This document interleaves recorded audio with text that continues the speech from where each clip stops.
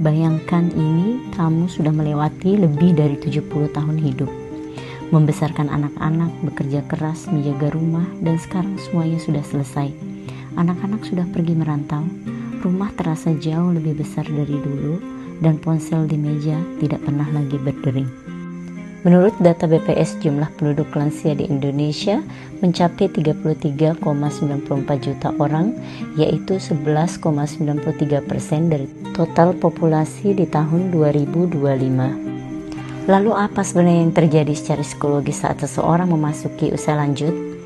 Menua bukan berarti berhenti berkembang. Psikolog Erik Erikson mengatakan fase kehidupan ini membawa tugas psikologis terbesar yang pernah dihadapi manusia. Mencari jawaban atas pertanyaan apakah hidupku sudah cukup bermakna. Ketika seseorang merasa hidupnya bermakna dan hubungan-hubungan terjaga, mereka mencapai integritas, ketenangan, kebijaksanaan di hari tua.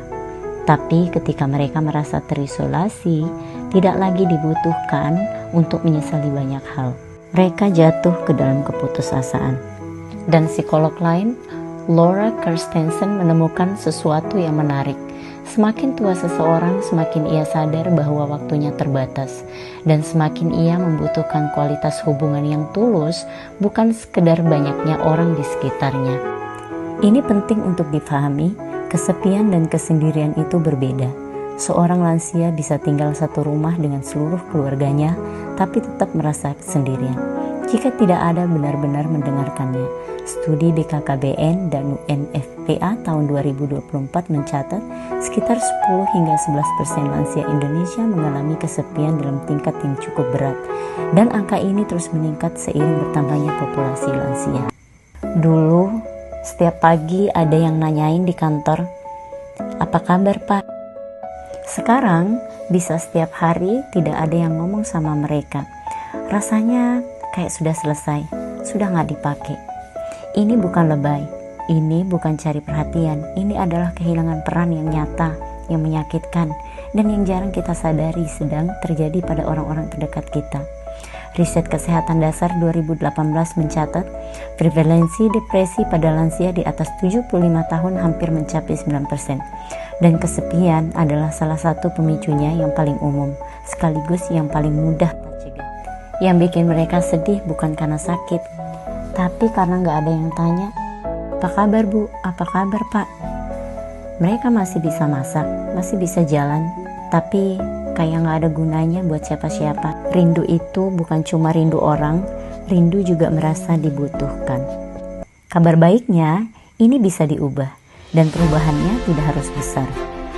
Tips untuk lansia, bangun rutinitas bermakna, bukan sekedar mengisi waktu, tapi temukan alasan untuk bangkit setiap pagi, merawat tanaman, memasak untuk tetangga, atau berjalan kaki 15 menit pagi hari adalah waktu yang kuat. Yang kedua, hubungkan kembali. Telepon satu teman lama setiap minggu, ikut kegiatan posyandu lansia, pengajian atau kelompok seni. Kirstensen mengingatkan satu hubungan hangat yang berkualitas lebih berharga dari ratusan kenalan. Selanjutnya, cari peran baru, ajari cucu resep atau keterampilan lama, jadilah penasehat di bidang yang dikuasai, tulis kisah hidup untuk keluarga.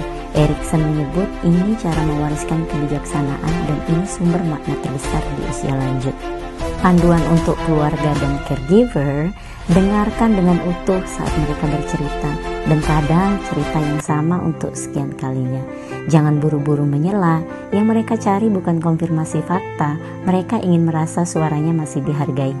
Ajak bukan perintah, ganti "ayo jalan" dengan "ayah, ke taman yuk, temani aku" sambil cerita soal tanamanmu. Kata-kata itu terasa berbeda, satu memerintah, satu mengundang. Selanjutnya, buat proyek bersama, rapikan album foto lama bersama, rekam cerita hidupnya, masak resep turun-temurun sambil merekamnya. Ini cara menyampaikan hidupmu berharga untuk diabadikan. Kemudian, validasi bukan langsung solusi.